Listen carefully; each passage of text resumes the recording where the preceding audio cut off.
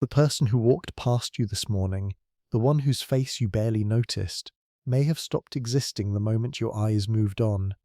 Not in the world, of course, but in the only place where they ever truly lived for you, your mind. Once your attention drifted, they dissolved into something thinner than memory, lighter than thought, a name without a face, a coat without a body, a possibility rather than a person. It is a strange feeling when you let it sit.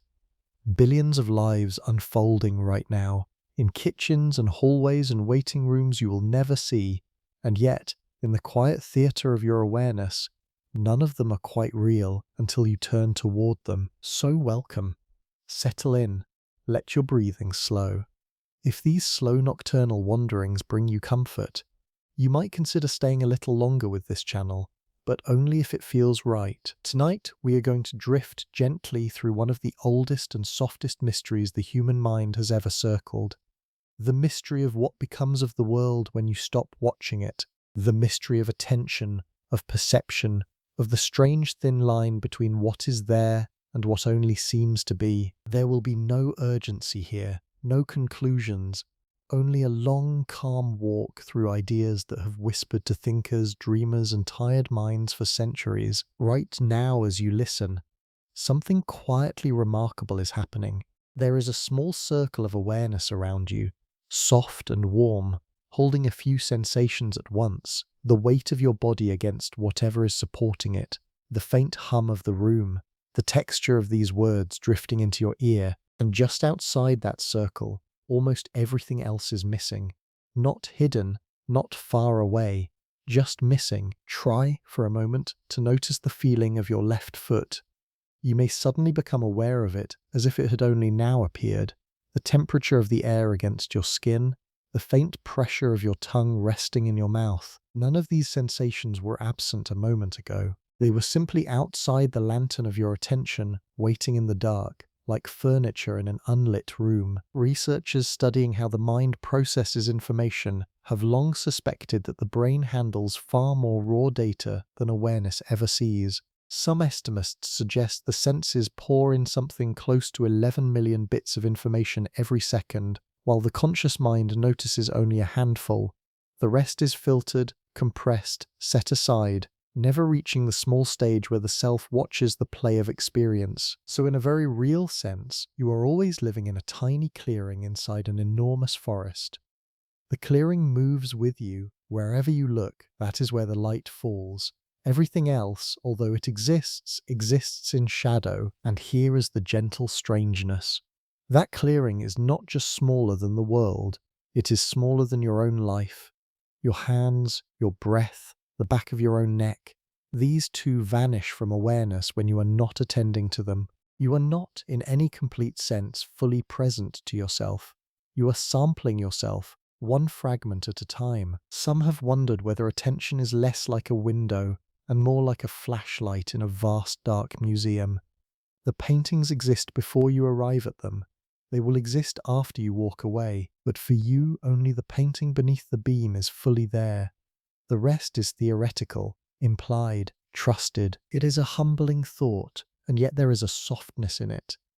The mind is not failing when it misses things. It is doing exactly what it was shaped to do over countless ages, to spotlight what matters in this moment, and to let the rest dissolve into a useful blur. A complete world would overwhelm us.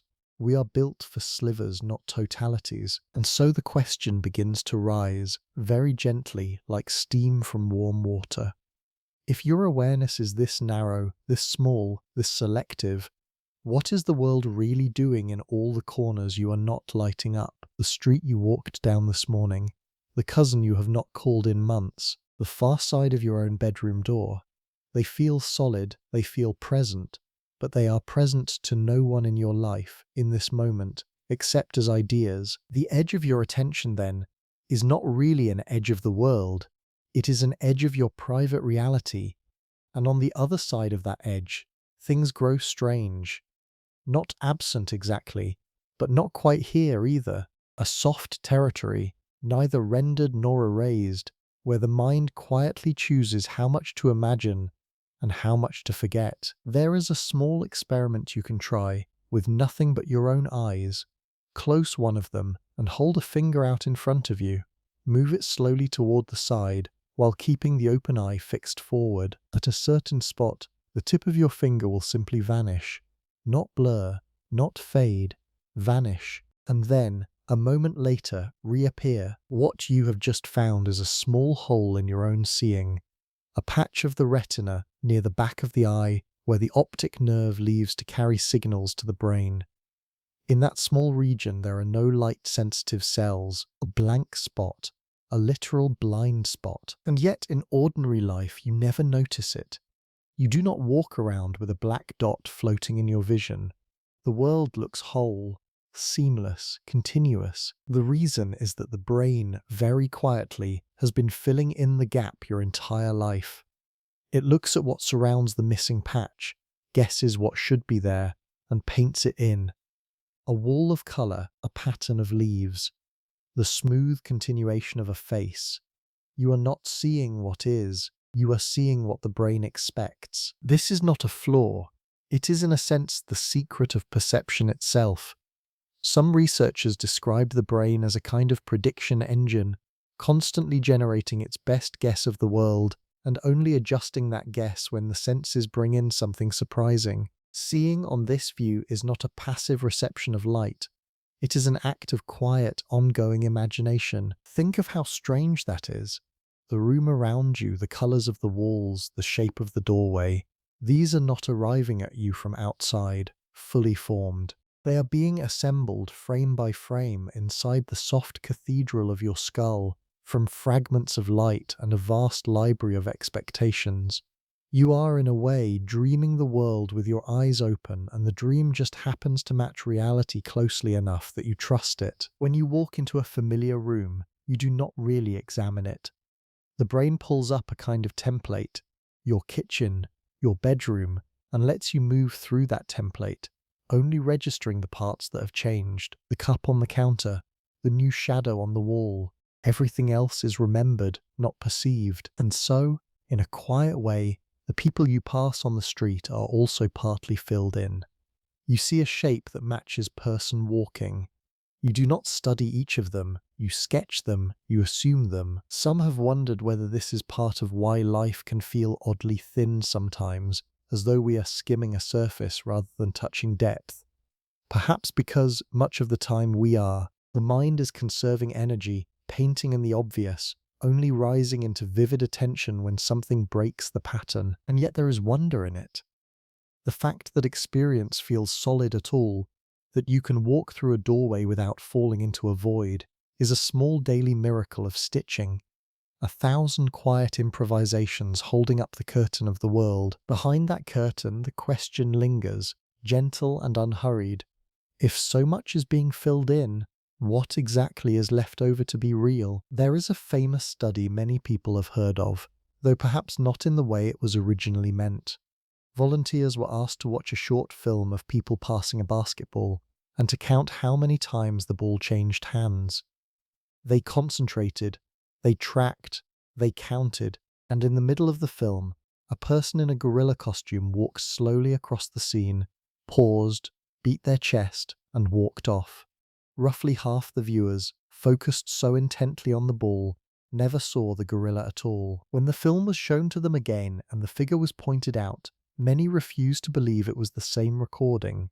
Their eyes had been open the entire time, their gaze had crossed that exact spot, and still, the gorilla had not happened in any way that mattered to their experience. This is sometimes called inattentional blindness. The brain, busy with one task, becomes oddly indifferent to almost everything else, even when it walks right through the center of the visual field. Seeing, it turns out, requires more than light hitting the eye. It requires noticing. And once you know this, the world becomes very quietly strange, because almost everything that surrounds you in any given moment is being treated by your mind a little like that gorilla, present yet not perceived, visible yet not seen. The cars you walked past on the way home, the patterns in the carpet beneath your feet, the expressions on the faces of people sitting near you on a train. Most of it is registered in some way by the eye, and yet very little of it survives the journey into the inner theatre of awareness. It enters and quietly disappears. In daily life, the effects are gentle. You may have wandered through a familiar street and reached the other end without remembering anything in between. Your feet knew the way, your eyes were open, but the world along the path was, for you, almost empty. A corridor of attention, with everything outside reduced to a soft, ignored hum. There is a small ache in this when you sit with it. We tell ourselves we are living through our days, witnessing them, when in truth a great deal of those days never quite enters the room of the self. They happen, in a sense, near us, but not in us. And then they are gone, not because they were forgotten, but because they were never claimed in the first place. And yet, there is also a softness here. The mind cannot hold everything. It would shatter under the weight of a world fully seen. The shutters it pulls, the slow narrowing of attention, are also a form of mercy, a way of letting the great roar of existence reach you as a manageable whisper, one moment at a time. Some have wondered whether the people around us, even the ones we love, sometimes pass through our awareness like that quiet, unnoticed gorilla, standing in the same room, sharing the same evening, and somehow, for stretches of minutes or hours, not quite registered, present in the eye, absent in the mind, waiting patiently to be seen again. It is not coldness. It is the architecture of attention, doing what it has always done. And in the dim space between what is looked at and what is truly noticed, the world we call shared becomes, very gently, a more private place than we like to admit. There is a moment, very early in life, when the world is still learning how to stay. A small child, sitting on the floor, watches as a toy is hidden beneath a soft blanket. To you and me, the toy has merely been covered. To the child in that first stage of life, it has simply ceased to be. The blanket is not a screen, it is an end. The toy did not move, it did not hide, it evaporated. This is one of the gentle observations that the developmental thinker Jean Piaget, more than 100 years ago, drew from quietly watching his own children at play. The understanding that hidden things continue to exist, what he called object permanence, is not something we are born with. It is something we slowly learn, somewhere in the first year or two of life, as the mind builds the trust that the world does not vanish when our gaze does. Sit with that for a moment. Before that understanding settled into us, every time a parent left the room, a small universe ended. Every time a face turned away, that face was gone, not elsewhere, just gone. And then, miraculously, that same face returned, again and again, until the child's mind quietly drew a new conclusion. Things stay, even when I cannot see them, even when I am alone. Notice that this is not a fact we discovered about the world. It is a belief we constructed about the world, a useful belief, a nearly universal belief, but a belief nonetheless. We did not measure the persistence of hidden objects with instruments. We grew into the assumption of their continuity, one disappearance and return at a time. And in a quiet way, that childhood lesson never quite finishes. We carry it forward into every adult moment. When you close the door behind you in the morning, you trust that your home will be there in the evening. When you say goodbye to a friend, you trust that they will continue in their own life, in their own city, while you continue in yours. You do not see this happening. You assume it. It is a beautiful kind of faith, woven so deeply into the mind that we no longer feel it as faith. It feels like fact. But somewhere beneath that feeling is a long, slow childhood of evidence, in which the mother kept returning, the toy kept reappearing, the world kept proving, again and again, that it had not been undone by the closing of an eye. Some have wondered what happens in minds where this trust never fully forms, or where it gently frays in later life. Certain experiences of grief, of isolation, of sleeplessness, can soften that conviction. A loved one disappears, and some quiet old part of us asks, in a voice we cannot quite hear, whether they continue at all when we are not thinking of them. The question is not philosophical then, It is almost biological, an echo of the infant's first hard lesson. And yet for most of us, most of the time the lesson holds. The world feels reliably here. The unseen rooms feel as real as the seen ones. We do not ordinarily notice the small daily miracle of trust we extend to everything outside our gaze. Tonight, just briefly, you are allowed to notice it. The permanence of things, gentle and unproven, is not the world's gift to you. It is your mind's gift to itself. Sit comfortably for a moment and try something gentle. Look around the room, slowly, just once. Then close your eyes and try to describe what you saw in detail, not the obvious shapes, the exact placement of every object, the colors of the small things, the pattern on the nearest piece of fabric, the number of items on a shelf. For most of us, the description quickly becomes hazy. We can name a few large things, the window, the chair, the lamp, but the fine grain of the scene slips through our fingers. It was right there, only a moment ago. And yet, in some surprising way, we did not really hold it. This is one of the quiet truths that working memory research has gently pointed toward. The amount of information the mind can keep actively in mind at once is astonishingly small. Some studies suggest only a handful of items, perhaps 4 or so, can be held in clear awareness without slipping. The rest of what we believe we are seeing is being borrowed from elsewhere, from memory, from assumption, from yesterday. When you walk into your own kitchen, you do not perceive it freshly each time. You recall it. The fridge, the chairs, the way the light usually falls. These are summoned from a stored template, and only the differences are noticed. A new cup, a misplaced book. The rest is, in a soft sense, an old picture you keep using. So the experience of being surrounded by a vivid, detailed world is, in part, a kind of trick. It is the mind painting in detail it does not currently see, using memories of detail it once recorded, in places it has been 1,000 times before. The room feels full because you have filled it. Not now. Then. And this is where things start to bend a little. Because if perception is largely memory dressed up as the present, then in some quiet way you are always living in a place that no longer entirely exists. The kitchen as you experience it is partly the kitchen of yesterday. The familiar street is partly the street of last week.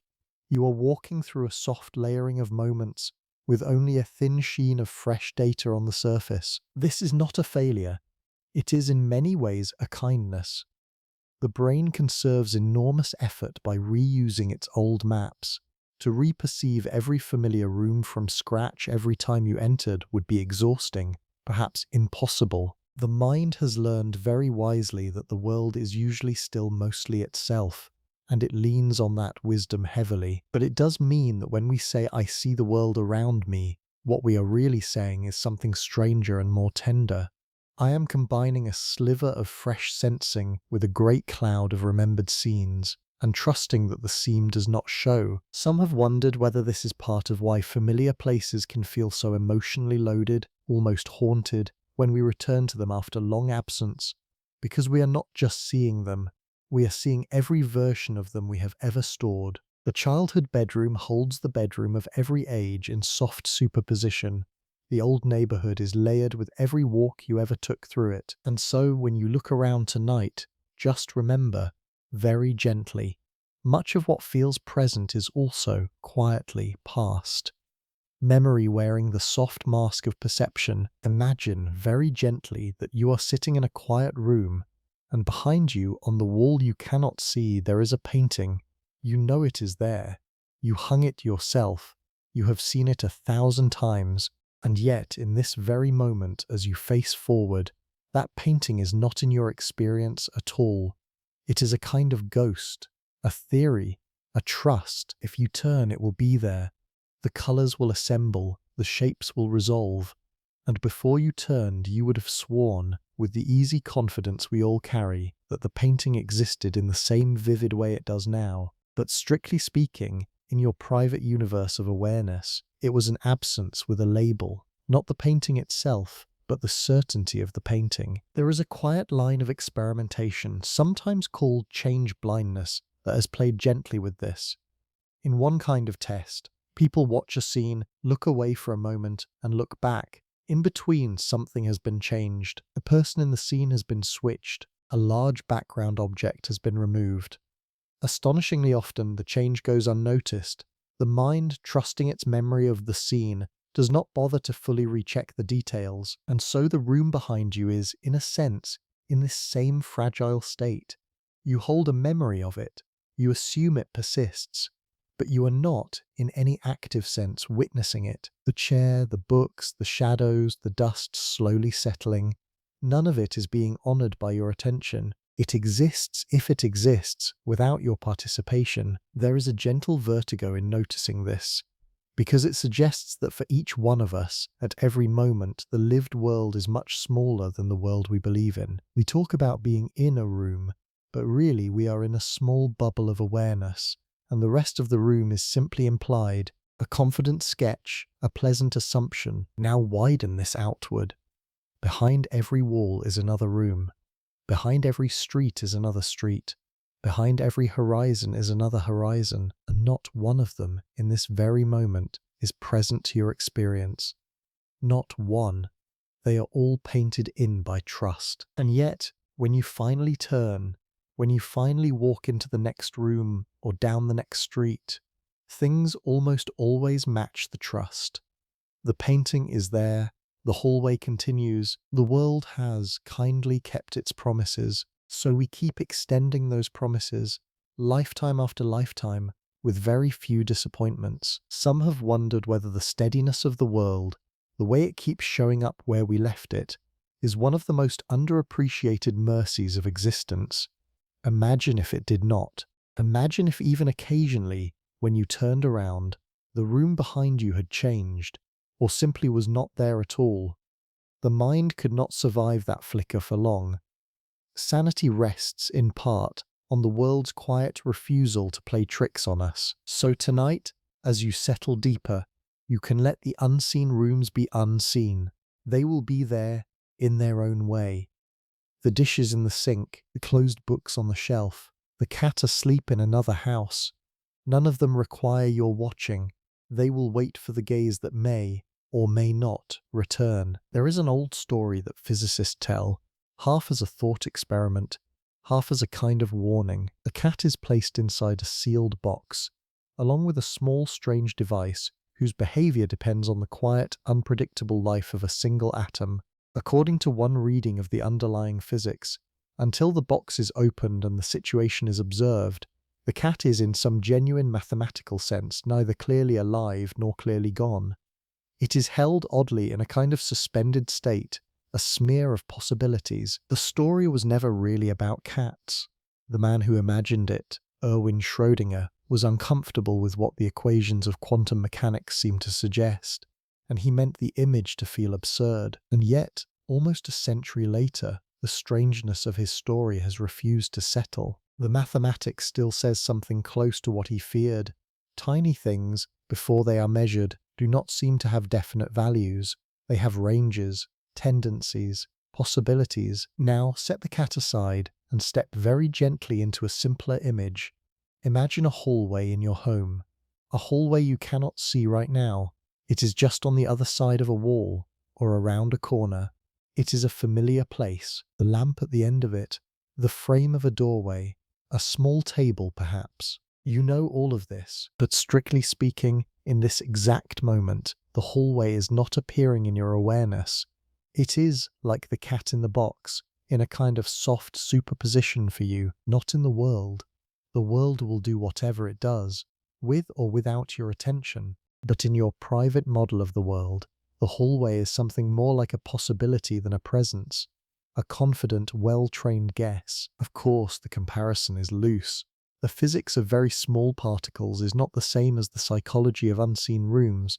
Quantum strangeness lives at scales so tiny that the rules of cats and hallways do not directly apply. Most physicists are careful to say that everyday objects, even when unobserved, almost certainly remain quite ordinary, and yet there is something poetic in the resemblance. Both ideas, in their different ways, gently challenge the simple feeling that the world is just sitting there, fully formed, whether anyone is looking or not. Both suggest that the act of observation may be more than a passive glance. It may be part of how the situation for the observer becomes definite. For the small world of particles, this might be a deep feature of nature itself. For the larger world of hallways, it is more of a feature of minds. Either way, observation is not nothing. It is not a neutral act. It is the moment when one of many possibilities, in mind or in measurement, takes on the soft solidity of fact. Some have wondered whether this is part of why our lives feel so personal, so individual, so woven into our own gaze. Because in a sense, the world we actually inhabit is the world we have looked at, opened, measured, walked into. Everything else is the unopened box, plausibly there, perhaps even certainly there, but not yet ours. The hallway waits, the door is closed, and somewhere in the gentle uncertainty between you and it, the night begins to feel a little less ordinary, a little more strange. There is a quiet puzzle at the heart of modern physics, one that even the people who work with it every day still find slightly bewildering. It is sometimes called the measurement problem, and it goes something like this. The equations that describe the smallest pieces of the world give us a smooth, spread-out picture of possibilities, evolving gently over time. But the moment someone actually checks, the moment a measurement is made, the smooth picture seems to collapse into a single sharp outcome. Before the measurement, many futures. After the measurement, one. Nobody is entirely sure why. There are different ways physicists have tried to soothe this strangeness. Some speak of decoherence, a process by which a small system, interacting with its complicated surroundings, gradually loses its delicate haze of possibilities and starts behaving more like the solid things we know. On this view, the world is not really collapsing under our gaze. It is just being smoothed out by countless tiny interactions, and by the time you and I see anything, things have long since become definite. Others suggest, more wildly, that every possibility actually happens in branches of reality we never meet, and our experience is just one thread among many. Still others propose that the role of measurement is something deeper, something that may have to do with information or with consciousness itself. The honest answer is that nobody has settled this. It remains one of those gentle frontiers where serious thinkers admit they do not yet fully understand the terrain. Now, this is far from the world of mugs and chairs and hallways. The strange behavior of the very small does not, in any obvious way, leak up into ordinary life. A cup on a table is not vibrating between existence and non-existence.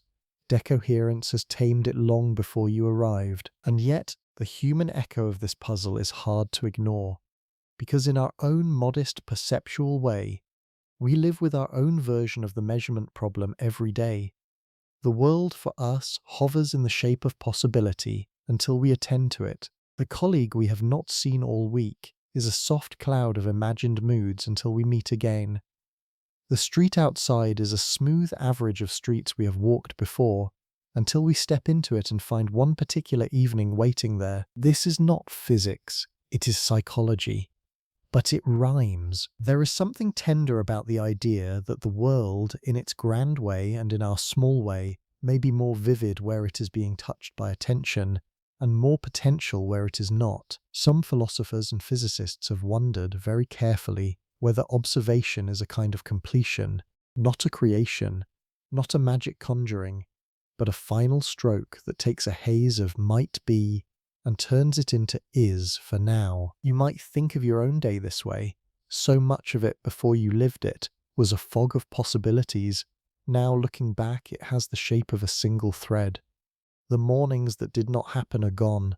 The hours that did are oddly solid. The hours not yet lived sit in their own quiet haze, waiting for the slow brush of your attention to make them, in your private universe, real. There is a very old riddle that almost everyone has heard, often passed around as a joke, sometimes as a half-serious philosophical puzzle. If a tree falls in the forest and no one is around to hear it, does it make a sound? Most of us, the first time we hear this, smile a little. Of course it does, we think. Sound is just vibration in the air. The tree falls, the air shakes, whether or not any ear happens to catch it. Easy answer. Next question. But the man who first sharpened that question, an Irish thinker named George Berkeley, was after something far stranger than acoustics. He was, in a quiet way, asking whether existence itself depends on being perceived. To be, he suggested, was, in some deep sense, to be perceived. The world, on his view, was not a vast machine grinding away in the dark and occasionally being noticed. It was, perhaps, more like a vast field of experiences sustained by minds. This view, sometimes called idealism, sounds at first almost playful, even silly. Of course things exist when no one is looking. Of course mountains stand alone in the night. Of course the moon does not require an audience. And yet, when you trace the steps of Berkeley's reasoning carefully, the simplicity begins to fray. What exactly do we mean when we say the mountain exists? We mean that there is something solid, with a certain shape, in a certain place, but every property we name, solidity, shape, color, place, is a description of how the mountain would appear to a perceiving mind. Take away the possibility of any mind ever encountering it, and what is left? A list of qualities with no one to register them. A pattern of effects with no one to feel any effect. Berkeley's gentle move was to ask whether such a thing has any clear meaning at all. He did not, in the end, conclude that the world disappears when nobody is looking. He believed, in his own time and tradition, that a greater mind was always perceiving everything, and so the tree, the mountain, the falling forest were always held in awareness. The view need not be his, though, for the puzzle to remain. You can set his particular framework gently aside and still find yourself standing at the same edge. A world entirely unperceived by anyone or anything is a strange idea to make sense of. Modern philosophers have softened the question rather than answered it. They speak of phenomenalism, of the idea that physical objects might be best understood not as mysterious things in themselves, but as reliable patterns in possible experiences. The tree on this softer view is not a ghost. It is a dependable promise. If a mind were there, this is what it would meet. For us, half asleep, the relevance is not metaphysical. It is intimate. Because the forest, with no one there, is a useful image of every part of the world you are not currently observing. The room behind you, the country across the sea, the galaxy whose light has not yet reached us. All of them stand in a kind of if only someone were there condition, and the tree, falling somewhere in that vast, unattended elsewhere, makes its sound, or does not, in a silence that no thought can quite enter. Let yourself rest for a moment in a strange thought. The world you experience, with all its color and depth and texture, the soft warmth of the lamp, the cool weight of the air, the steady rhythm of your own breath, is not arriving at you from outside in any direct way. It is being built, in real time, by the soft folds of tissue inside your head. Light enters the eye. It is converted into electrical signals. Sound shakes tiny bones in the ear, becomes nerve impulses, flows inward.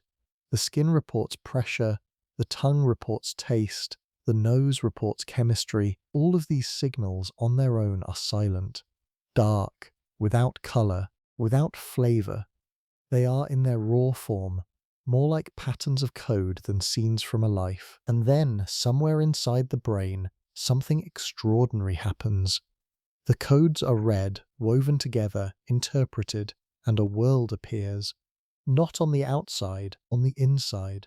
A private movie, generated by the mind, of what it thinks is most likely going on out there. Some neuroscientists have begun to describe this as a kind of controlled hallucination. The brain, on this view, is constantly producing a vivid inner model of reality, and only adjusting that model when the senses bring in something unexpected. The hallucination is not random. It is shaped, corrected, refined by feedback. But it is, in a real sense, a story the brain tells itself about what is happening, rather than a transparent reception of the truth. You are not, strictly speaking, seeing the room around you. You are seeing your brain's best guess of the room, painted in such convincing detail that you have never in your entire life doubted that the painting was the world. This is a humbling idea, but it is also a wondrous one. because it means that every moment you experience is, in some quiet way, a small act of creation. The walls of your home, the faces you love, the words drifting now into your ears, are all being assembled by you, for you, from the inside, and different brains, processing slightly different signals, produce slightly different worlds. Two people standing in the same room are not strictly inside the same scene. They are inside two scenes, very similar, but each privately rendered. The light that lands on your retina is not the light that lands on theirs. The pattern of attention, the depth of memory, the mood of the moment, all subtly shape the world each mind is quietly painting. Some philosophers have wondered whether this is part of why human connection can feel so precious and so mysterious at once. We are not ever fully sharing the same world. We are instead building parallel worlds that overlap closely enough to talk about. When you describe a sunset to another person and they nod and say yes, that one, you are not confirming a single experience. You are confirming that your two private renderings have lined up beautifully for a moment, and in the dim, between the renderings, lies the unanswerable question of what the sunset itself, untouched by any mind, might be. The reality engine hums on, quietly, faithfully, generating in this very moment the night around you, the hush of the air, the soft, dim shape of everything you are not directly looking at, still patiently being sketched. Just in case you turn, there is a thought that, at some point or another, almost every reflective person stumbles into, usually late at night, usually alone. It tends to arrive quietly, almost shyly, and then it sits there vibrating. The thought is this: what if I am the only mind that truly exists? What if everyone else, every face, every voice, every life beyond mine, is something my own mind is producing? It has a name in philosophy: solipsism. The view that, ultimately, only one's own consciousness can be confirmed to exist. Everything else is, strictly speaking, an inference, a reasonable, beautiful, persistent inference, but still an inference. Now, very few thinkers have ever genuinely believed solipsism as a complete description of reality. Most who have written about it have done so in order to argue against it, or to use it as a sharpening stone for other ideas. It is for almost everyone a thought experiment, not a doctrine. And tonight we approach it not as a frightening claim, but as a soft shadow, a way of gently examining what we can and cannot truly verify. The hard truth, when you sit with it, is that there is no possible experiment by which any of us can step outside our own awareness to check, from the outside, whether other minds exist as we assume they do. We see bodies, we hear voices, we watch facial expressions that resemble our own, we hear words that fit our own emotions. From all of this we draw the obvious conclusion: there must be inner lives behind these bodies, much like the inner life behind our own. But the conclusion, however natural, is not directly observed. It is reasoned. We never see the consciousness of another. We see only its signs. This is not a reason to panic or to grow lonely. The signs are deeply consistent.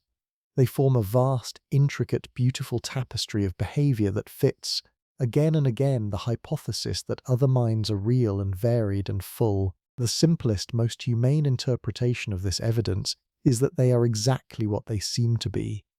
People like you with their own quiet inner worlds, every bit as vivid, and yet the soft shadow remains.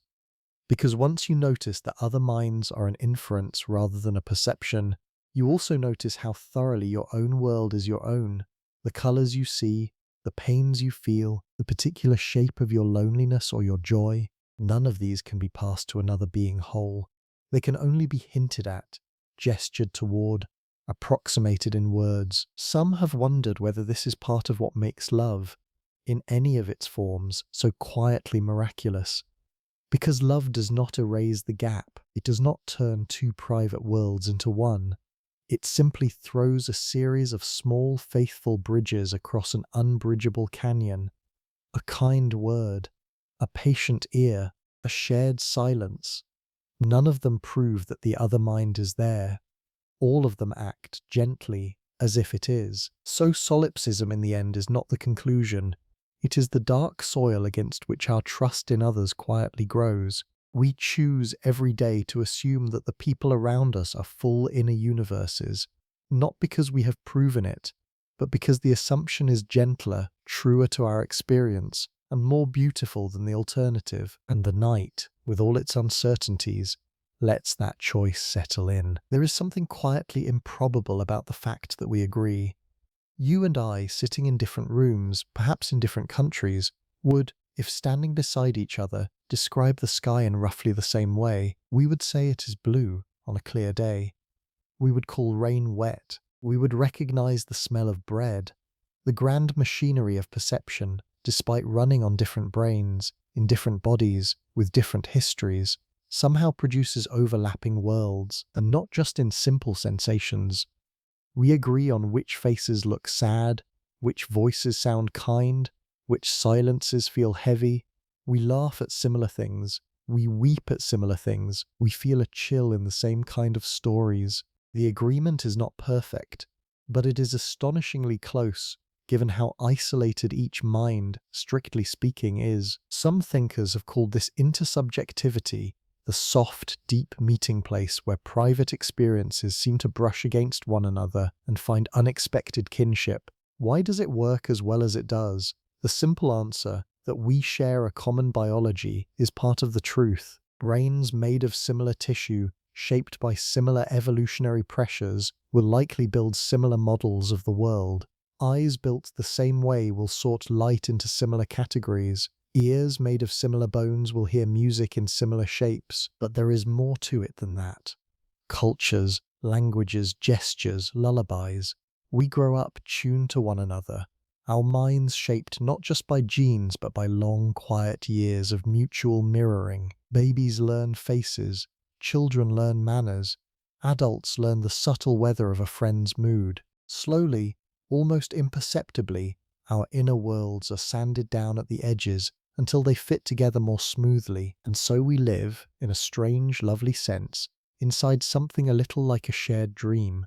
Not a dream that any one of us produces, not a dream that has a single dreamer, but a dream that arises again and again in the meeting of many minds that have been shaped, both by nature and by life, to dream in compatible ways. The hypothesis is gentle, not certain.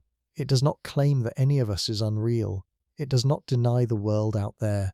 It only notices that the world we experience together is, in part, a triumph of alignment, a million small acts of overlap, producing what feels like a single solid reality. And here is the soft wonder of it. When alignment fails, when a person sees colors no one else sees, or hears voices no one else hears, or feels emotions no one else can match, we usually do not say that the shared dream is wrong. We say that the individual is unwell. The dream we have in common gets to be reality. The differences become symptoms. That is a humbling note to sit with. It does not mean the common world is illusory. It means it is, in a meaningful way, communal.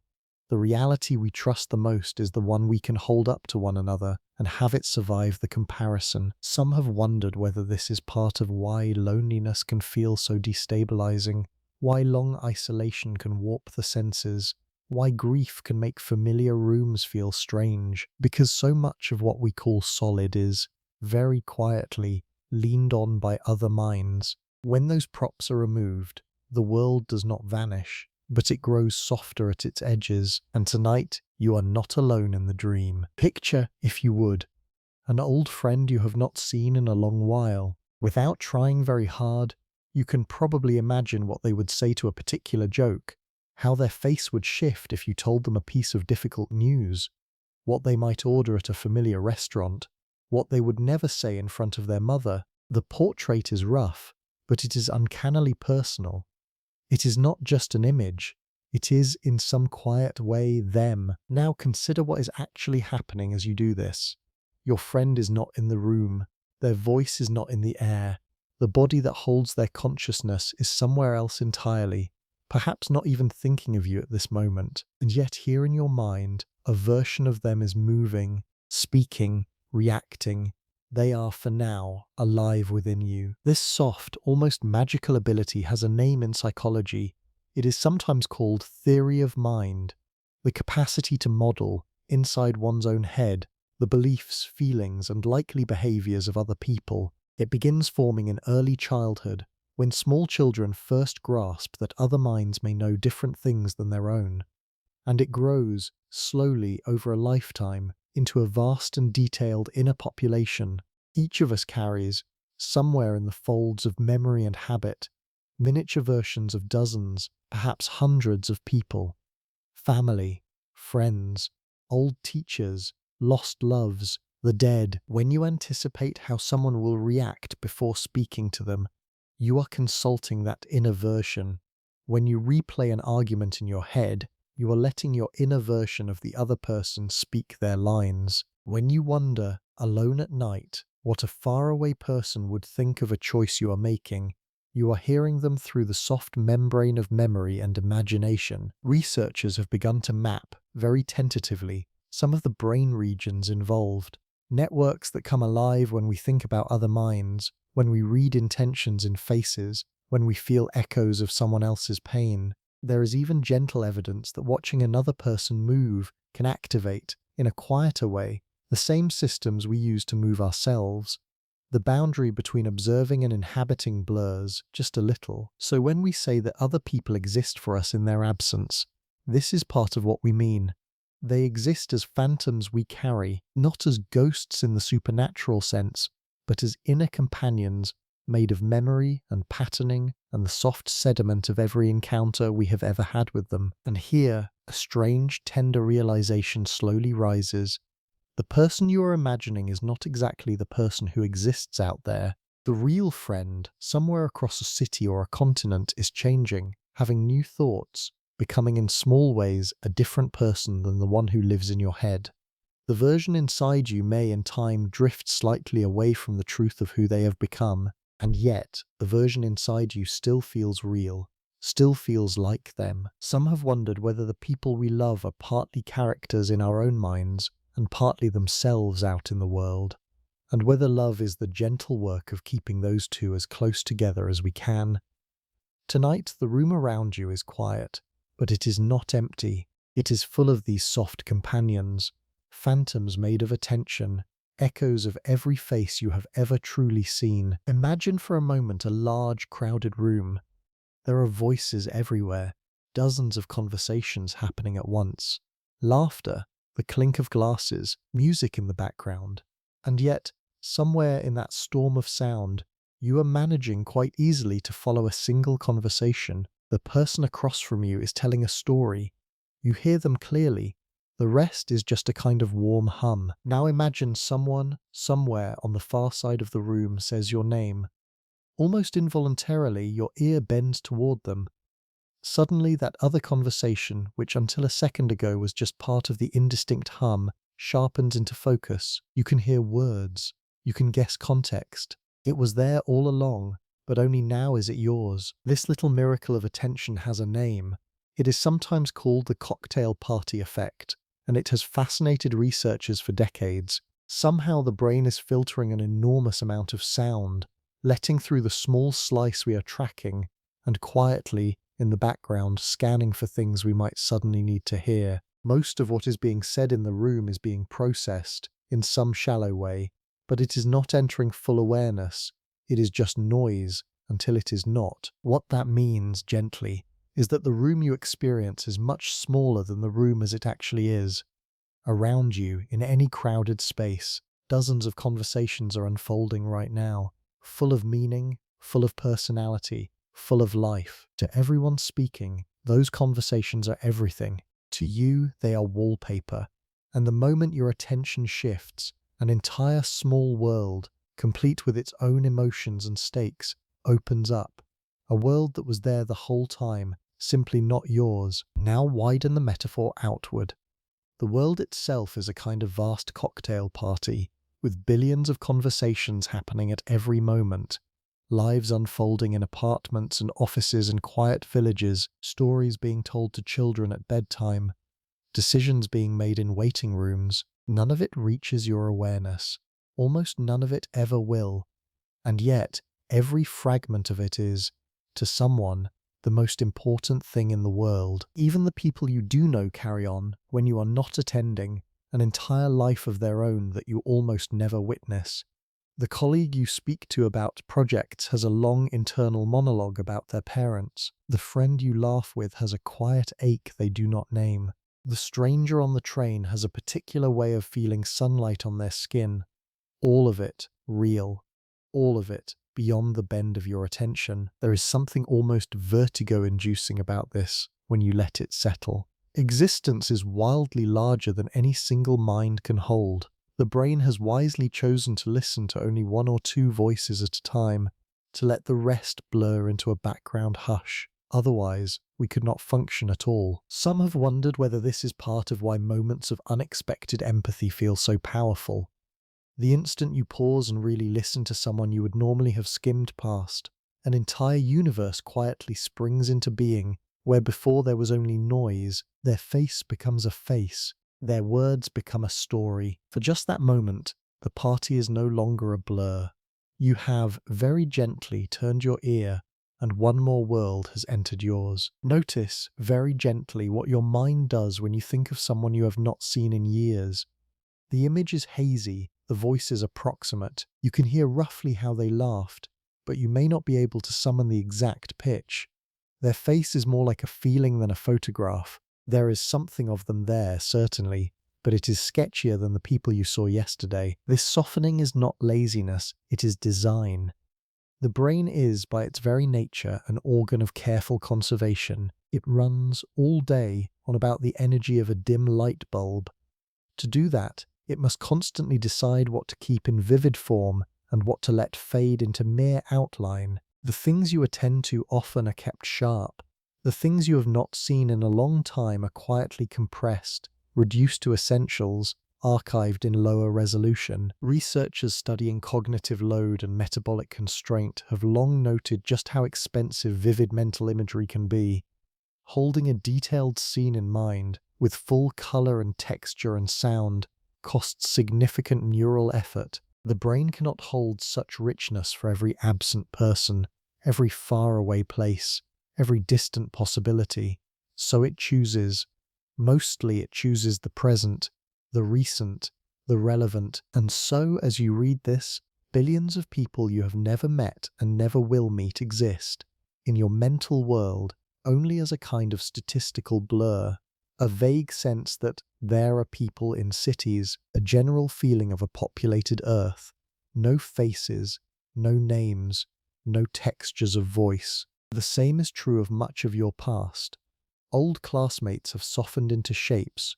Old streets have lost their finer details. It is tempting to feel guilty about this, as if the dimming were a small betrayal of those we once knew, those we read about, those who share the world with us. But it is not betrayal, it is the natural geography of any mind. To be sharp everywhere would be to be sharp nowhere. The mind is finite, and tenderness, like attention, must move. Sit with this gently, and a strange softness emerges.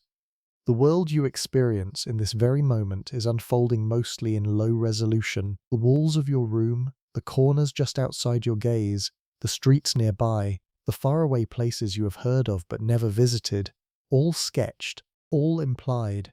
Only a small bright patch of life, just here, just now, is being rendered in full colour. Some have wondered whether this is part of why travel feels so vivifying, why meeting an old friend after years can be so emotional, why returning to a childhood home can almost ache, because in those moments something the mind had let go soft suddenly becomes vivid again. The sketch becomes a portrait, the blur becomes a face, the compressed memory unzips into full feeling, and then, slowly, it folds again. The friend leaves, the trip ends, the room you no longer need to remember in detail starts, very gently, to dissolve back into its outline. None of this is sad. It is simply how a small mind moves through a vast world.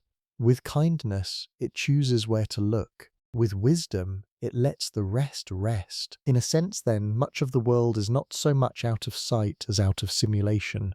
Held but lightly, honored but in low resolution, waiting patiently for the rare moment when your attention finds it and brings it back into focus. Try gently this thought. You are here in this moment listening.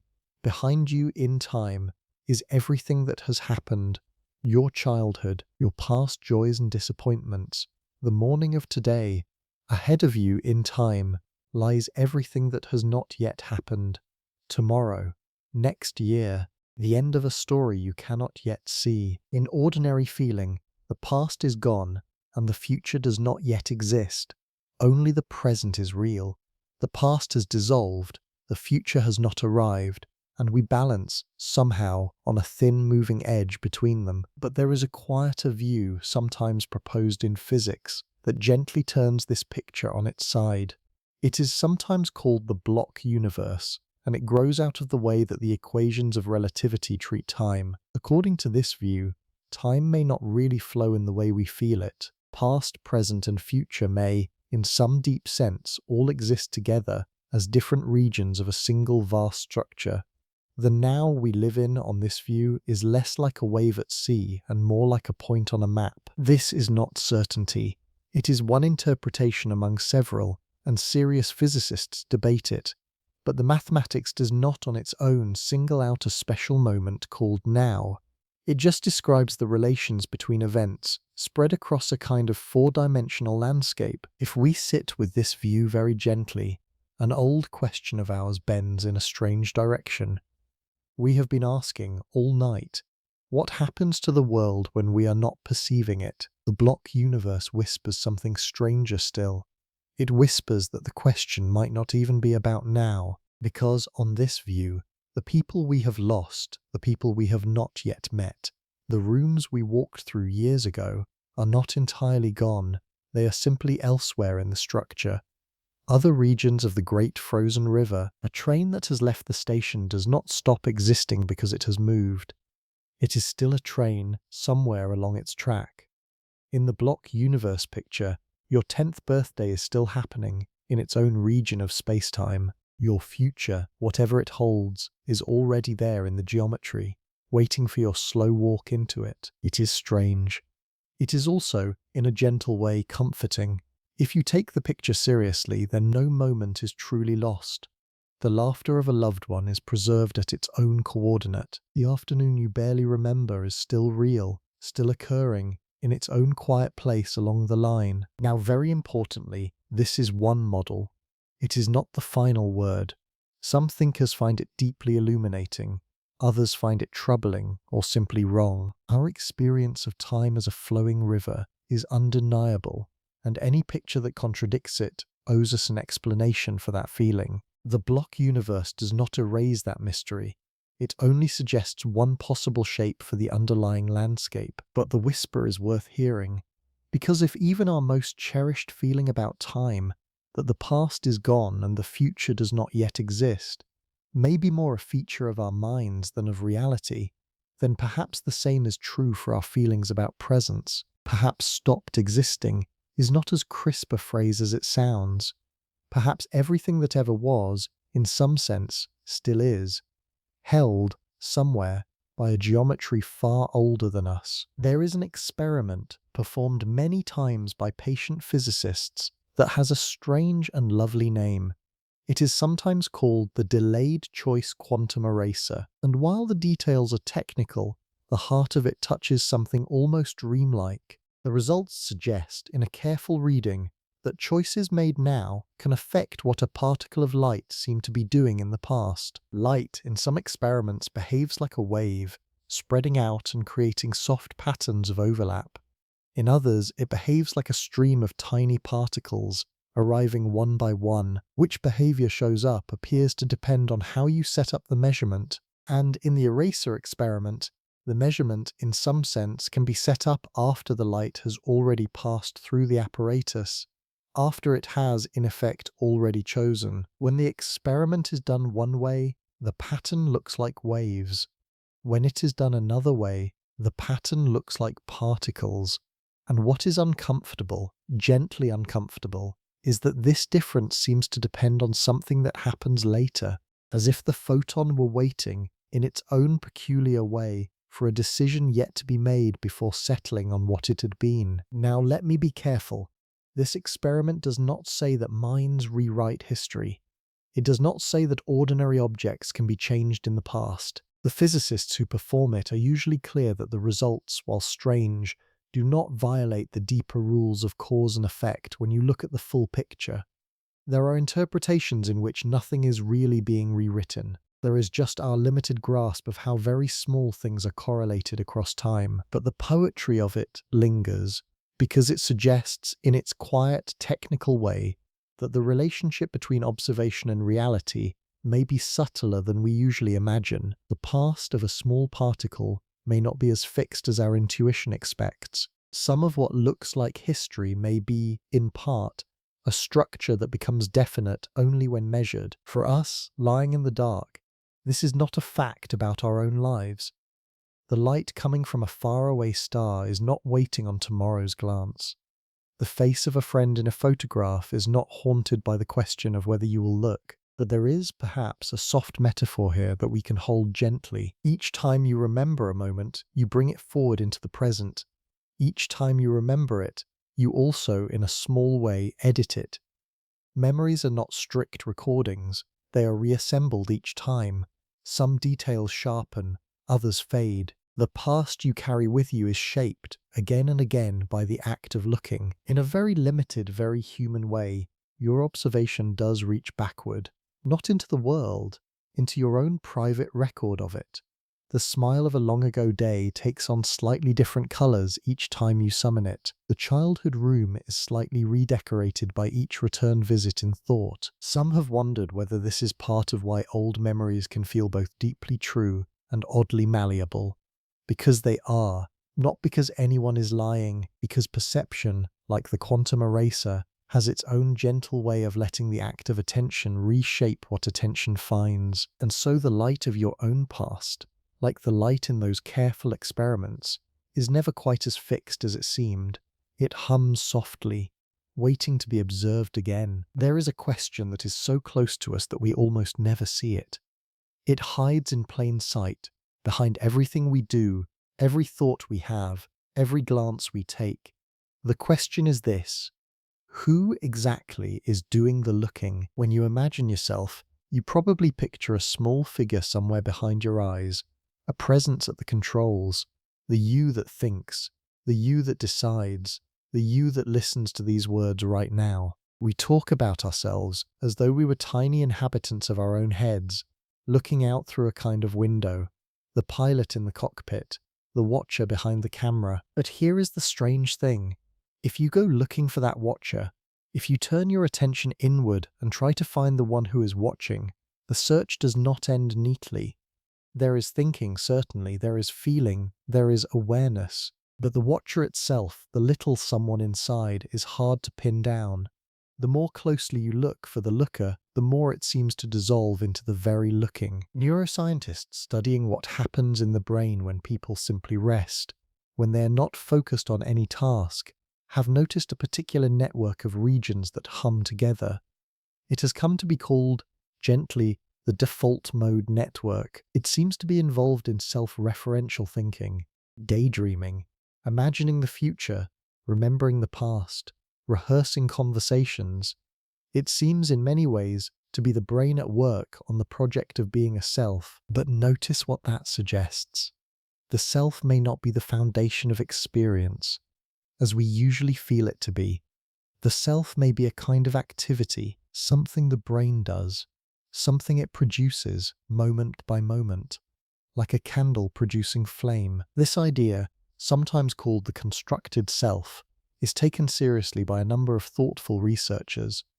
The you who feels so solid, so continuous, so much the same person from morning to night, may be more like a story the brain is constantly telling, a narrative thread woven from memory and intention and habit, useful, beautiful, but not quite as stone-like as we feel it. And yet, here is where it grows tender. Even if the self is a story, it is a story that loves, a story that hopes, a story that listens, right now, to these words. The fact that we cannot find a small homunculus inside our head does not make us less real. It just means we are real in a softer way than we expected. We are not points, we are patterns. Some have wondered whether contemplative traditions in many different cultures have been pointing at this for thousands of years. Practices of meditation often invite the practitioner to look for the watcher and discover gently that the watcher cannot be cleanly found, not because nothing is there, but because what is there is more like an open space than a small inhabitant. We have been asking all night what happens to other people when we look away, but here we discover, almost shyly, that even the one doing the looking is something of a mystery. The eye that sees the room cannot quite see itself, and in that small uncertainty, a gentle freedom rests. The self does not need to be fully understood to feel itself, to love, to listen, to drift towards sleep. It only needs to be itself. Whatever that ultimately turns out to mean, let yourself notice, very gently, your own eyes. They are blinking even now, perhaps a dozen or more times a minute. Each blink lasts a small fraction of a second, an interval brief enough that you almost never feel it.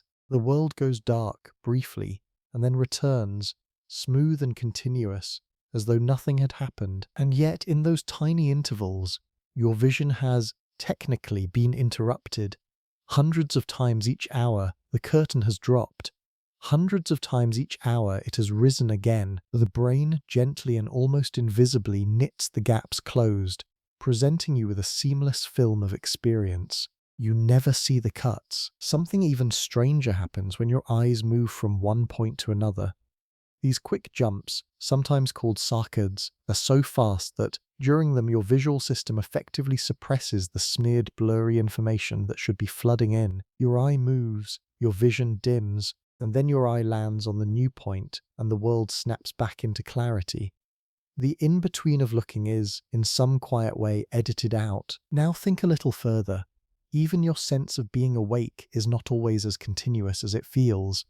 People who go long stretches with too little sleep can drift, very briefly, into something called microsleeps, tiny slips of consciousness, sometimes lasting only a few seconds, in which awareness fades and returns. Many of us have had the strange feeling of having driven a familiar stretch of road without remembering any of it, or of having lost the thread of a conversation for a moment and silently picked it back up. The mind, in all of these cases, does what it always does.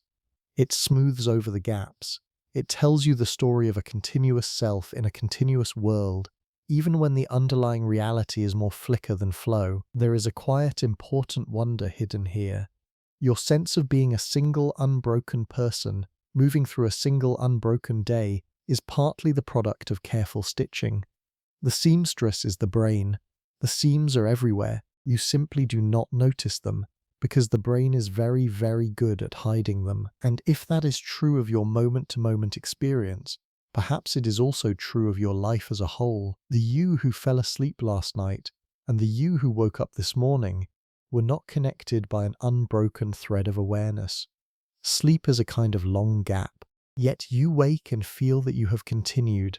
The story of yourself fills in the missing hours. In the same gentle way, perhaps stopped existing is not the right phrase for everything that is hidden from your attention. The painting on the wall behind you is in a small gap of yours, no different in principle from the gap of a blink or the gap of a saccade. The world for you is composed of attended moments stitched together by trust. The unattended moments are not absences. They are simply the unsewn lining of experience. Some have wondered whether this is part of why anxiety can feel like it shreds reality. Because anxiety often pulls our attention into the tiny gaps. It makes the seams visible. It magnifies every interruption, every missing moment, every uncertainty. And as we relax, the seams quietly disappear again. The world becomes a film, not a flicker. So in this slowing night, you can let the seams rest. The gaps will close, the mind will sew, and the soft, continuous world you trust will hold you, blink by blink, breath by breath. Think for a moment of a dream you have had, especially one of those vivid dreams where everything felt completely real. There were people in it. They had voices. They had personalities. Some of them you knew. Some of them were strangers, complete strangers, with their own faces and ways of speaking.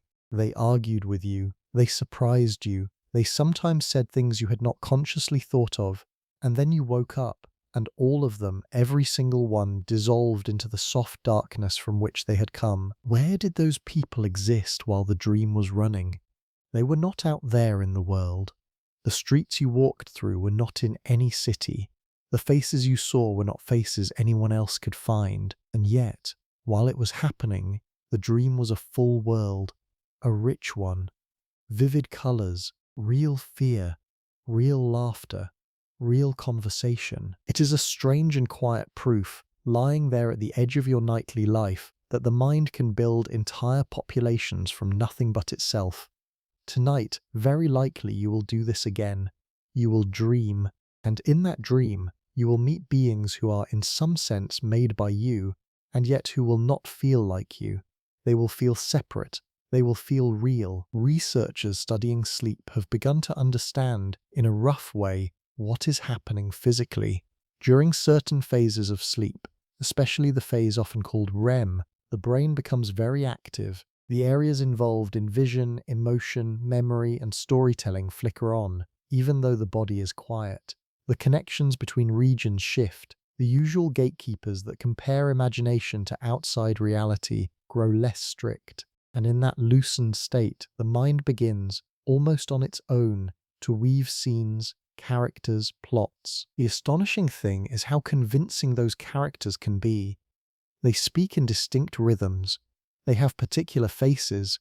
They sometimes know things you do not consciously remember knowing. They argue with you, and the arguments are not always the ones you would have chosen for them. They feel like other minds, even though, by every account we can give, they are not. They are simply the brain, alone in the dark, generating a small world peopled with versions of others. This is not a reason to doubt the people you meet during the day. It would be a strange leap from "the mind can make dream people" to "all people are dream people." The waking world has a steadiness and a shared reality that dreams do not. We meet in waking life people who continue without us, who change in ways we do not predict, who reshape our lives over decades. Dreams have nothing like this, but there is something humbling and gentle in noticing what the mind can do on its own. The capacity to feel surrounded by others does not, strictly speaking, require others to be present. The night provides proof of this every time we sleep. Some have wondered whether the depth of our nightly dreams hints at how deeply social we are as creatures. Even alone, even sleeping, the mind does not stay solitary for long. It populates itself. It speaks to itself in many voices. It cannot help but rehearse the great human experience of being among other minds, even when there are no other minds in the room. And so tonight, when the dreams come, you may meet beings the world has never met. They will fade by morning, but while they last, they will be company. Imagine, just gently, a memory you have visited many times, perhaps a childhood birthday, perhaps a particular afternoon with someone you love. The memory feels solid, the colours are there, the voices, the little details. It feels like a small preserved film waiting in a drawer of your mind, exactly as it was when first recorded. But this is not quite how memory works. Researchers studying memory have, over the last few decades, gathered a growing body of gentle evidence that each time you remember something, you do not so much replay a recording as rebuild a scene. The brain reaches into its archives, gathers the fragments, and reconstructs the event afresh, often using the current mood, the current context, and the current self as quiet ingredients in the reconstruction. This process is sometimes called reconsolidation. After each recall, the memory is restored, slightly altered by the act of being remembered. In other words, every time you visit an old day in your mind, you change it just a little. The colors may shift, the emotional weight may grow softer or sharper. Some details may be lost, others may be added, borrowed from later experiences, or from photographs, or from stories you have told about the day so many times that the tellings have become a kind of memory of their own. This is a tender thing to sit with. Because it means that the people in your memories are also in part being edited. The version of your grandmother that lives in a particular remembered afternoon is not exactly the grandmother who was there. It is the grandmother as filtered through every later moment with her, every story told about her, every photograph you have seen, every emotion that has shaped your attitude toward her since. The phrase "the people we love" begins to bloom in complexity. We love both the living humans, somewhere out there in the world, and the inner versions of them, somewhere inside our minds. The two are related, of course. The outer life of a loved one feeds the inner, but the inner version is its own creature. It is something quieter, more abstract, more shaped by us than by them. In this sense, when we say someone has lived on in our memory, we are saying something both beautiful and quietly strange. They live on, yes, but they live on as soft fictions, faithful fictions, loving fictions, but fictions nonetheless. Updated nightly, edited again with each return. This is not a sad truth. Memory is not a betrayal of reality. It is in many ways our most personal form of art. Each of us is the curator of a private gallery filled with portraits of those who have crossed our lives. We touch the portraits up.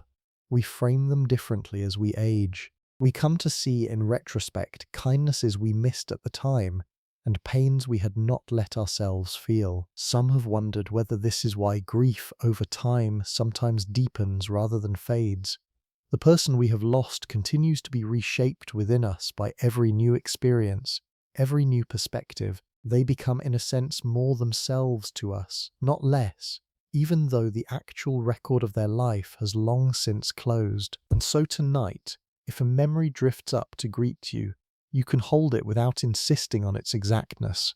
It is a quiet collaboration between then and now, between the person you were and the person you have become. The editing room is gentle, the story it keeps writing is yours. There is a danger in any long contemplation of perception that we end up feeling more alone than when we began. If the world I experience is a private rendering, and other minds are inferences, and even memories are gentle reconstructions, then am I not, in the end, walking through a kind of self-built room with no one truly inside it but me? Sit with that thought for just a moment, and then notice, very gently, what your body knows that your reasoning does not. When a loved one holds your hand, something settles, the breathing slows, the pulse softens, the shoulders, almost on their own, come down from where they had been hiding all day. The mind may have produced the experience of touch. The hand may be, in some technical sense, an image inside your skull, but the relief is unmistakable. The presence of another being matters deeply, even if we cannot fully describe how. Researchers studying attachment have observed, again and again, that the simple presence of a trusted person can change the physiology of stress. Cortisol levels shift. Heart rhythms align between people who share intimacy. Even mere knowledge that another caring being is nearby or available can soften pain signals. The body, it seems, does not treat other people as theoretical. It treats them as essential. So the philosophical loneliness, the one that whispers in long arguments about perception, is not in practice the deeper truth of our lives. The deeper truth is that we are profoundly relational creatures. Whatever the metaphysics of other minds, the lived experience of belonging is woven into us from before we had words for it. The first thing most of us ever knew was the warmth of another body. The first sound many of us heard was a voice that loved us before we could understand what love was. In a quiet way, this is its own kind of evidence, not proof in the strict sense, but a soft, embodied confirmation that other minds are not just shadows on the inside of our skulls. They have weight, they have effect, they press into our nervous systems and reshape who we are. And the inference we make about them, the everyday assumption that they are full inner universes much like ours, is not a fragile guess. It is supported by 1,000 small confirmations a day: the friend who finishes our sentence, the stranger who returns our smile, the voice on the other end of the line that responds to a sigh we did not even know we had given. Bridges are being thrown across the canyon all the time, and they almost always hold. Some have wondered whether the loneliness that sometimes haunts deep thought is, in part, a kind of philosophical mood, rather than a true description of reality. The mind, turning in on itself, can convince itself, for a while, that it is more alone than it is, and then a kind word, a familiar smell, a soft greeting, breaks the spell, and we remember that we are part of something far larger than our own private room. So if any of the night's wanderings have caused you to feel, even briefly, more alone than you began, let that feeling pass. The world you experience may be private, but the love that moves through you is not. It belongs to a long, gentle web of beings, each of them quietly rendering their own room, each of them in their own way reaching toward yours. You are, in every meaningful sense, not alone tonight. There is a very small, very quiet miracle that happens countless times every day, and almost no one ever notices it. You look away from something, you look back, and it is there, exactly where you left it. The cup on the table, the shoes by the door, the view from your window, the person sitting across from you. Again and again, the world returns when you return. This sounds almost too obvious to mention. Of course things are there when we look back. We expect this so deeply that the expectation has become invisible. And yet, given everything we have wandered through tonight, given that perception is constructed, attention is narrow, and the unseen rooms are, for us, more theory than experience, this reliable return is, in its own gentle way, breathtaking. Researchers in vision and cognition sometimes speak of object constancy, the brain's deep habit of treating an object as the same object across different views, distances, and lighting conditions. Tilt your head, step closer, walk around. The cup remains a cup, the friend remains your friend. This stability is not, strictly speaking, in the raw data hitting your senses. The raw data changes constantly. The constancy is built by the mind, which insists gently that the world is made of persisting things, and the world, with extraordinary kindness, cooperates with this insistence. It almost never lets us down. The chairs do not migrate. The walls do not change color when we are not looking. The friend across the table does not transform into a stranger when we glance at our phone. Reality keeps its appointments. This reliability is one of the deep, unspoken supports of sanity. Imagine, just briefly, a world in which it did not hold. A world in which sometimes, when you looked back, things were rearranged, subtly different, sometimes gone. The mind would never find its footing. It would not be able to plan, to remember, to trust. We would not be able to live. We do live, though. We live precisely because the world, in its enormous patience, plays its part. Whatever it is doing, in its grand independence, behind the curtain of our attention, it almost always presents the same scene when the curtain rises again. This is a curious kind of partnership. We do our part by building inner models of persistence and trust. The world does its part by being remarkably steady. Together we produce the lived sense that things are simply there, reliably, whether we are looking or not. The contribution of each side is hidden under the seamlessness of the result. Some have wondered whether one of the quiet pleasures of returning home, after even a short absence, is the gentle thrill of this reappearance. The keys are still where you left them. Light from the lamp is the same warm color. The familiar smell rises again. Each return is a small confirmation, a small renewal of trust. So tonight, as your mind drifts, you can let yourself rest in this. The unseen rooms have been doing what unseen rooms have always done. The faces you have not seen today are continuing, in their own way, their own days. The world has not been waiting on your gaze to be itself. It has simply been keeping its quiet promise to be there, in some way, when next you look. The promise has held for every glance of your life so far. There is no reason in this softening hour to fear that it will not hold tonight. Try this, very softly. Without moving from where you are, send a thought out across the world. Picture, even vaguely, a city you have never visited, a street in that city, a small apartment on that street. Inside it, a person you do not know doing something utterly ordinary, pouring water, folding clothes, looking out a window. They are not thinking of you. They have never heard your name. They will never meet you. And yet, almost certainly, they are there, right now, doing something almost exactly like that. Now multiply this thought by billions. Across all the cities and villages of the world, in this very moment, lives are unfolding. Children are being born. People are working night shifts. Lovers are arguing. Strangers are quietly comforting one another. None of it is in your awareness. None of it ever will be, in detail. And yet, there it is. The continuity of all these unseen lives is one of the most ordinary and least examined facts of our existence. We do not, strictly speaking, perceive it. We trust it. We have been raised inside a world that has always behaved this way. People keep being people, whether we are watching or not. Researchers in social cognition have noted how naturally, almost automatically, the human mind extends a kind of inner life to other beings.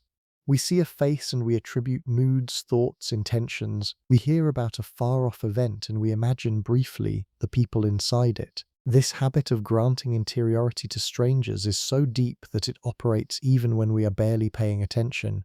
We could not function otherwise. A world filled with bodies but devoid of imagined minds would be unbearable, and so, very quietly, we keep the great invisible tapestry alive. We assume that the doctor we have never met is, this very second, leaning over a patient. We assume that someone somewhere is grieving, someone is laughing, someone is finishing a long letter, someone is sitting very still, also unable to sleep. The fabric of humanity is busy and full, and we accept this without ever having seen most of its threads. There is something soft and beautiful here when you let it settle. Because in a way that no philosophy can entirely undo, we are participating in a vast, shared continuity. The lives unfolding far from you are not less real because you cannot see them. They are simply elsewhere on the great pattern.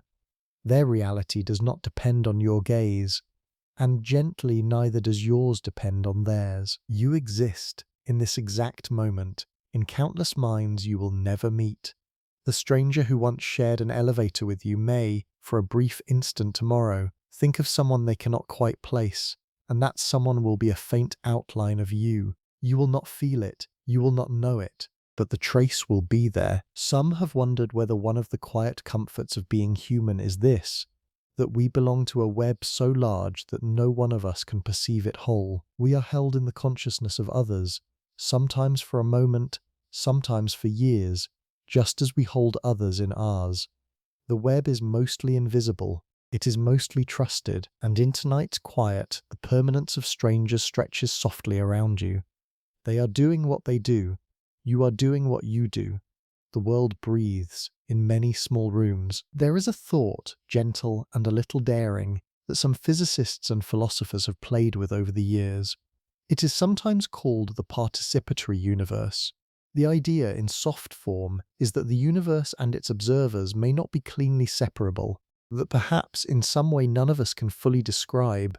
The existence of conscious minds and the existence of reality are not two separate things, neatly stacked, but rather two faces of the same quiet whole. It is, very importantly, only one suggestion among many.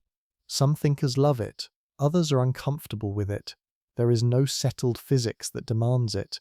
Nature has not signed off on it. It remains one of those open frontiers where serious people speculate, carefully, about what the deepest layer of things might be. Still, the suggestion is worth holding gently, because it offers a counterpoint to the lonely picture in which the universe is a vast, indifferent machinery, and minds are a tiny accident inside it.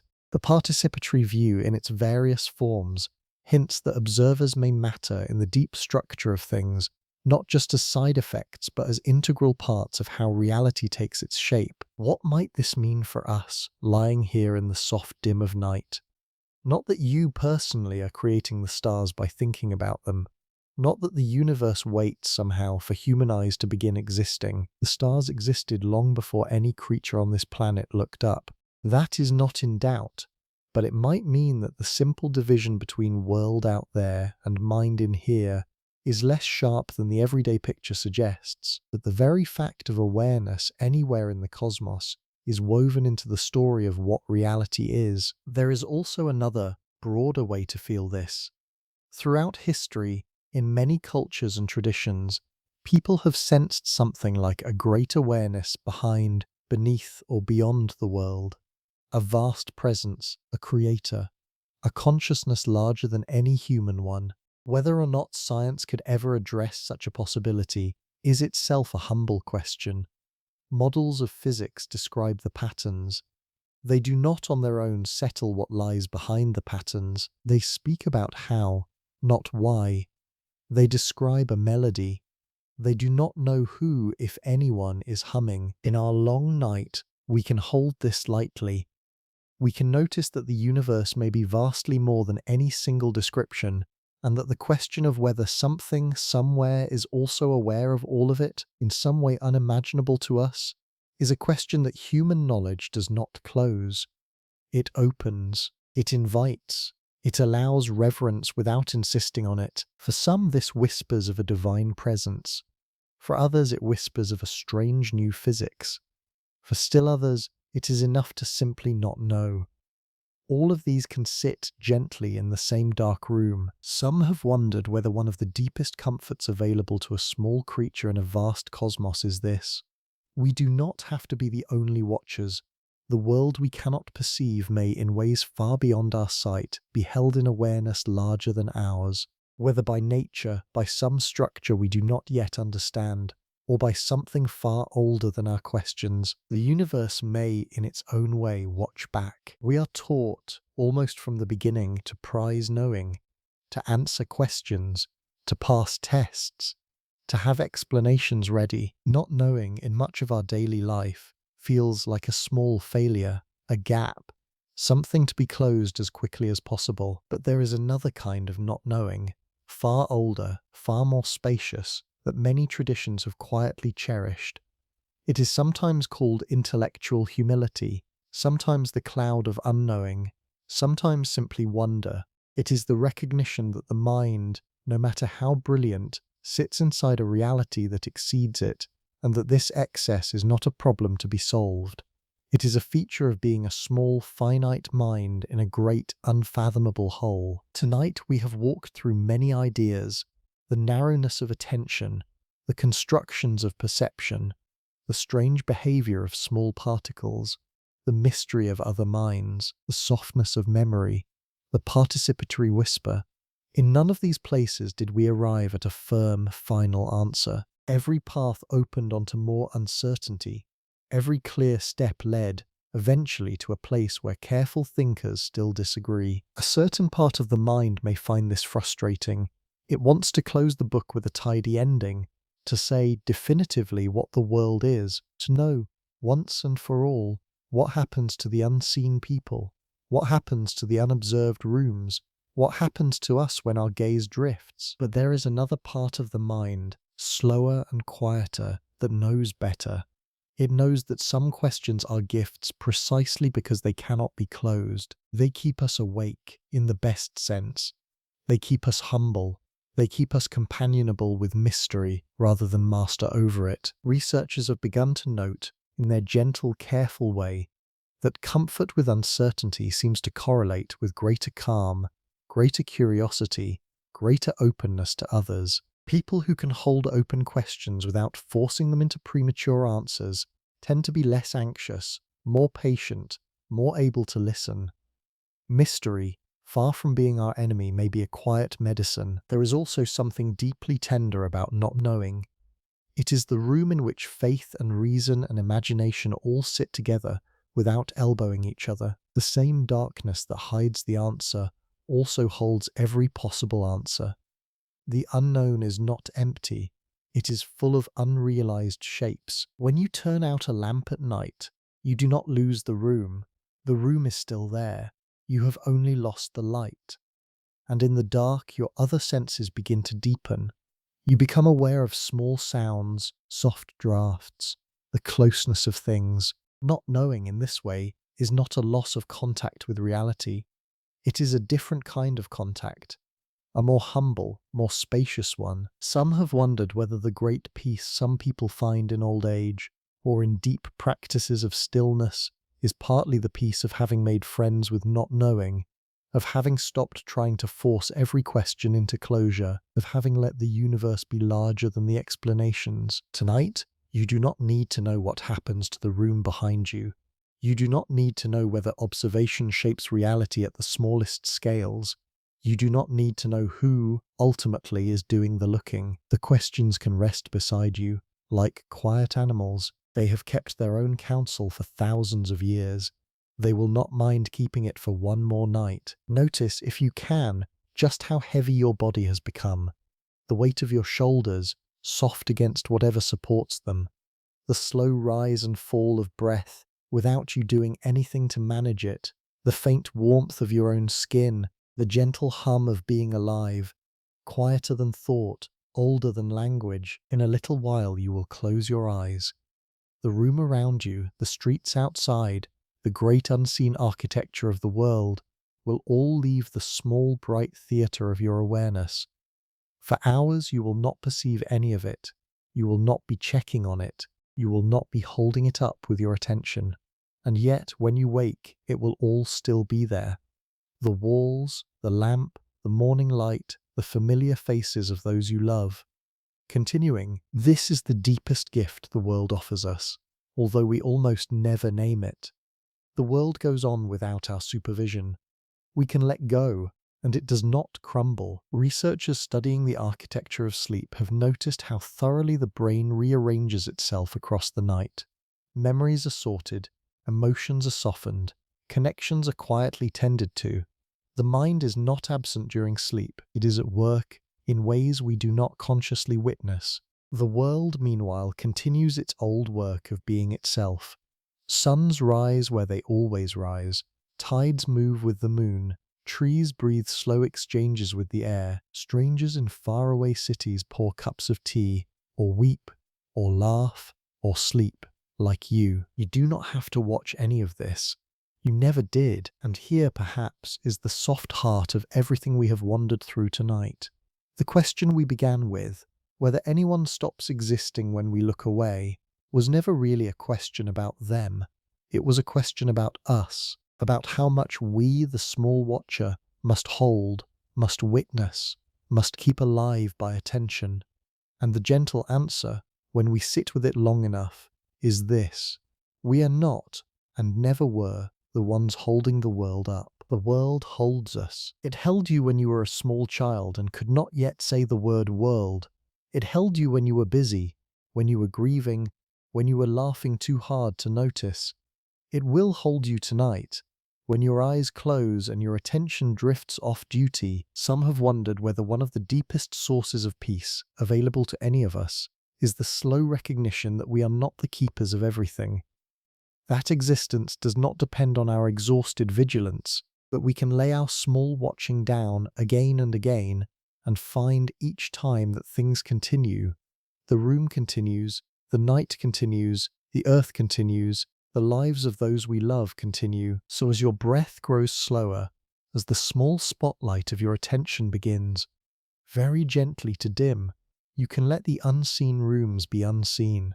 You can let the faraway lives unfold without you. You can let the questions remain questions. You can let the world be larger than you, and trust, with whatever soft trust is left in you tonight, that it has always been kinder to you than your fears suggested. You are not alone in the dark. You are not holding everything together. You are held, quietly, reliably, by a world that has waited again and again for you to come back when you are ready. There are some questions that are not meant to be solved. They are meant to be sat with, to be carried gently, the way one carries a small lantern through a long evening, not to light up the entire countryside, but to keep one's own steps soft and aware. The questions we have touched tonight are among these. What happens to the world when you are not looking? Who exactly is the one looking? Whether other minds are as full as our own, whether the unseen rooms are quite as solid as the seen ones. These are old questions. older than us, older than any of the names we have given them. They have been turned over by philosophers, poets, scientists, and tired travelers in many languages and in many ages, and none of them have been finally closed. That is not a failure. That is perhaps their nature. In some contemplative traditions, there is a long-standing practice of letting questions remain open without forcing them to give up their answers. Not because the practitioners are lazy, but because they have noticed over long centuries of watching their own minds that some truths cannot be captured by tightening. They can only be approached by softening. You can hold a butterfly only by not gripping it. You can hold a deep question only by not insisting on its closure. So tonight, you may simply allow whatever has stirred in you to settle, without resolution. The strange thought that strangers may dim when you look away. The gentle vertigo of a world built partly inside your skull. The whisper that observation may matter more than we usually grant. None of it needs to be decided before sleep. The questions will still be here tomorrow. They have been waiting in the great library of human wonder for thousands of years. They are patient, they are kind, they do not punish those who set them down for a while. Some have wondered whether this kind of resting is itself a small form of wisdom, to know that we are finite, to know that the night does not require our intellectual heroism, to know that the mind in its kindness can also be still. Let your thinking just now become slightly quieter. Let the words drift more slowly between you and meaning. The puzzles will not vanish. They will simply step back, the way trees step back at the edge of a clearing, while you sit and breathe. You do not have to find the answer to anything tonight. You have done enough simply by walking this far. The questions are good company, but they do not own you. Notice, very softly, your breath, without changing it, without trying to deepen it or slow it. Just noticing the small, steady rise of the chest, the quiet release, the pause, almost too brief to mark, between one breath and the next. It has been doing this all your life, without instruction, without permission, without your attention. There is a deep, quiet rhythm underneath everything you do, even in moments of great thought, even in moments of great worry. The breath continues. It is one of the most patient companions any of us has. It does not require us to be wise. It does not require us to know the answers.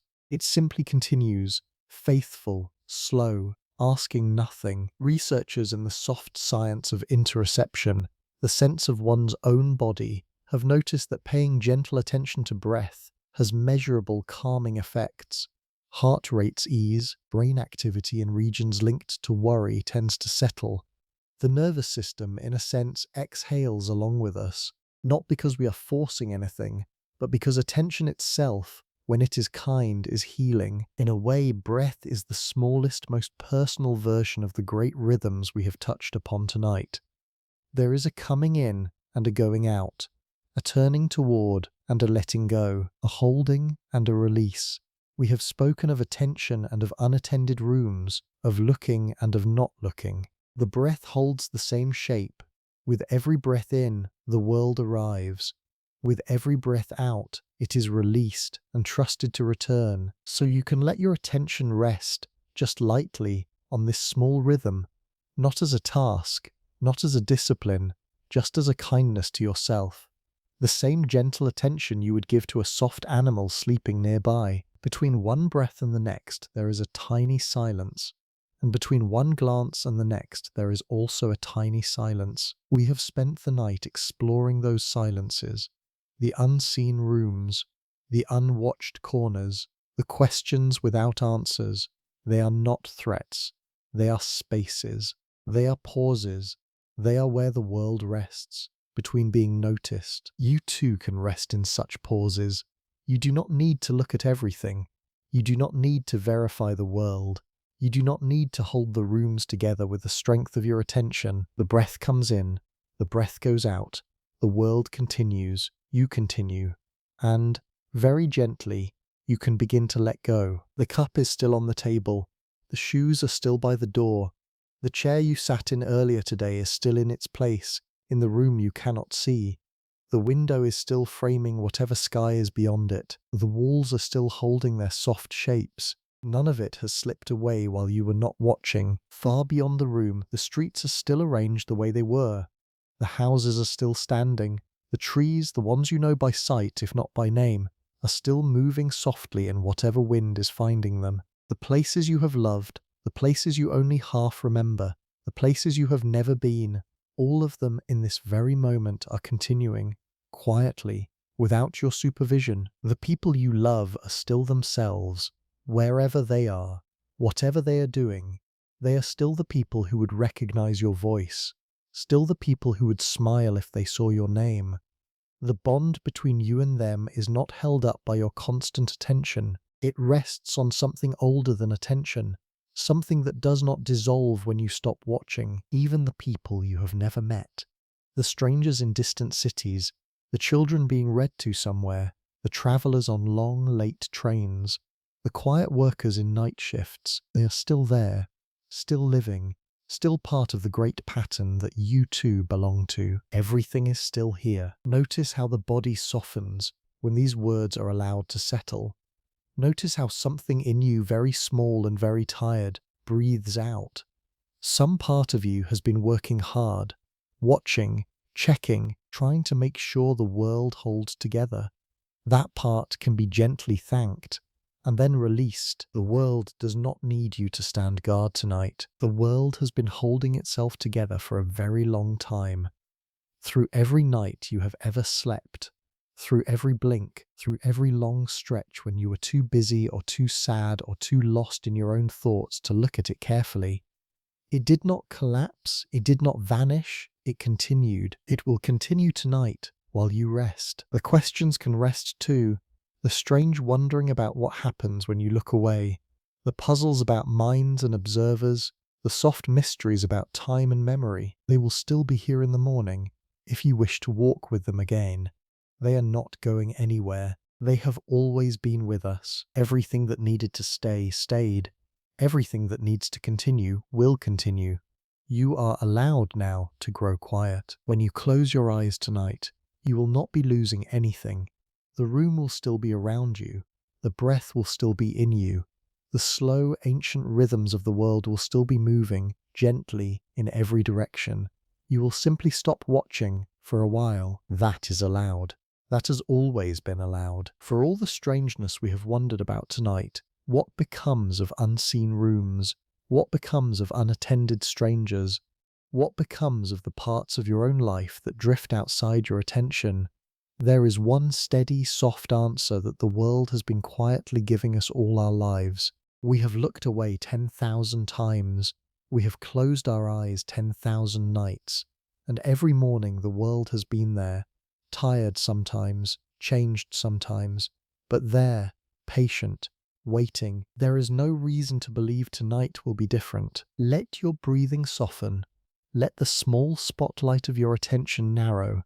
Let the questions become quiet shapes in the background, no longer pulling at you, no longer asking to be answered. They will be there if you ever wish to return to them. They have all the time in the world. You are not the keeper of the rooms. You are not the witness who must never blink. You are not the small worried light that holds the universe together. You never were. You are always something gentler, a small mind, lovingly held, inside something far larger. Some have wondered whether the deepest peace any of us can know, in this short, mysterious life, is simply the peace of trusting, of letting the world be the world, of letting other minds be other minds, of letting the unknown be unknown, and of letting our own small selves rest, with all our questions, inside that trust. That trust is here for you now. The strangers are continuing. The unseen rooms are continuing. The loved ones near and far are continuing. The night sky with all its old slow lights is continuing. None of it is asking for your watching tonight. You can close your eyes. You can let go of the small effort of seeing. You can let go of the soft worry of needing to know.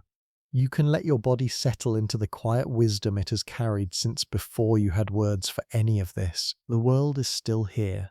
It has always been here. It will still be here when you open your eyes again. Sleep gently. Breathe slowly. You are held by something much older, much kinder, much larger than your watching. You are held. You are held. You can rest.